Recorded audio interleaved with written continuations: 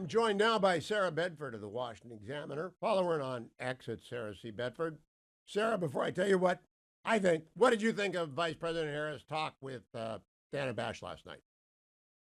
I think on style, she didn't hurt herself, to be honest. I think she could have easily moved the needle backwards, given some of the, you know, clips of her speaking off the cuff that had been in circulation. She didn't bomb the stylistic part of the interview. On substance, obviously, it was lacking.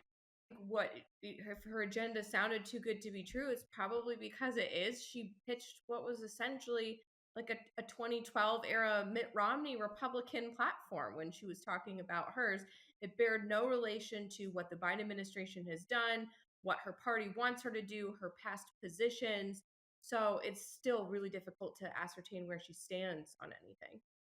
You're kind of taking the David Axelrod line. Can we play David Axelrod after the interview was concluded on CNN last night for Sarah? It wasn't a huge, I don't think she moved the ball that much forward.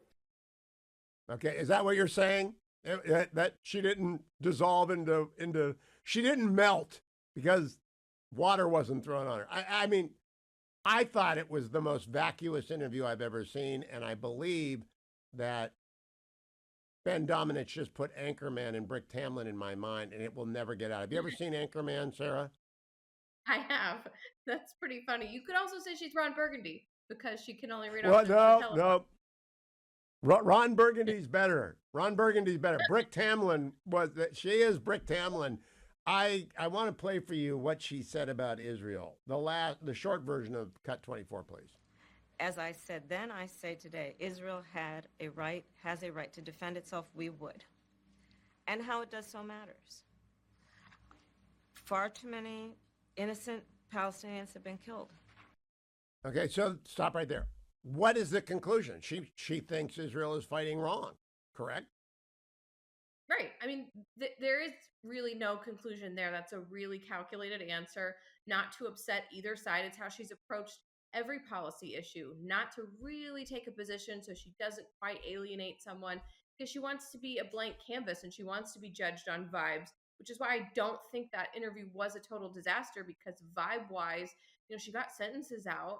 She was fully conscious the whole time. And honestly, that is a good departure from the last Democratic nominee. Well, you are right. Compared to President Biden's debate performance, it was better. But I think the polls are basically tied. There was no convention bounce. They got all the bounce they were going to get from the relief rally that followed Biden withdrawing. And now she's stuck at 47. I believe she's going to start to bleed out drip by drip. What do you think happens next? Does she do any more interviews? Well, I think you're right that she's at the high water mark right now. More exposure is only going to start to eat at the enthusiasm that I do think is keeping her numbers artificially high right now, making it look like this statistical tie.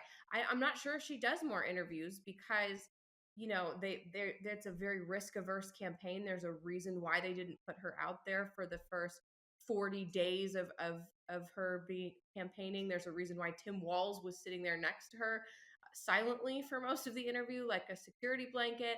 And there's a reason why they're only agreeing in public to do this one debate. And it's not even locked in. I mean, it maybe not even the one debate because they're still fighting over the rules. So I'm not sure she does more interviews.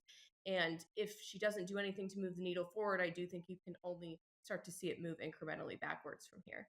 I think it's going to. Now, if you're Chris LaCivita and Susie Wiles, the two senior campaign advisors, or Corey Lewandowski, who came back 3, what do you advise the president former President Trump, after watching that last night about the debate coming forward? Well, you need someone who is going to be disciplined in taking apart the some of the lies behind what Kamala Harris is now saying she is for and what the Biden administration has accomplished, because she is clearly very disciplined. She did not stray from talking points to the point where some of her answers felt canned and uncomfortable. Dana Bash had to circle back after the very first question to try to get a real answer out of Kamala Harris and couldn't do so. So Trump has to be a lot more disciplined and focus on the fact that she is saying her values, her underlying San Francisco liberal values have not changed. So even if she's saying politically expedient stuff right now, a disciplined opponent needs to point out consistently where those contradictions lie. I think that's excellent advice. I'm talking about in the debate proper. He can't say a word when she's speaking. Never interrupt her because she has nothing to say. And so just don't interrupt her saying nothing at length. Do you agree with me? I do agree with that.